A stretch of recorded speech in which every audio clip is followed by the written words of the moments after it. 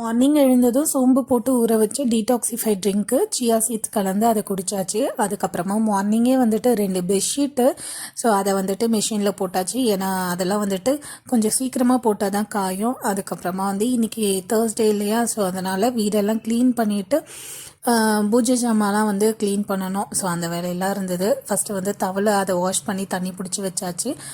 Case தட்டு, counter top இதெல்லாம் clean பண்ணுறதுக்கு ஃபஸ்ட்டு தண்ணியை நல்லா தெளித்து விட்டுட்டு இரும்பு பஞ்சியில் கொஞ்சமாக விம் லிக்விடை ஊற்றிட்டு ஸோ ஃபஸ்ட்டு நல்லா ஸ்க்ரப் பண்ணிவிட்டு அதுக்கப்புறமா ஒரு காஞ்ச துணியில் துடைச்சிட்டு அதுக்கப்புறம் அதை தண்ணியில் நனைச்சி நல்லா துடைச்சி விட்டாச்சு.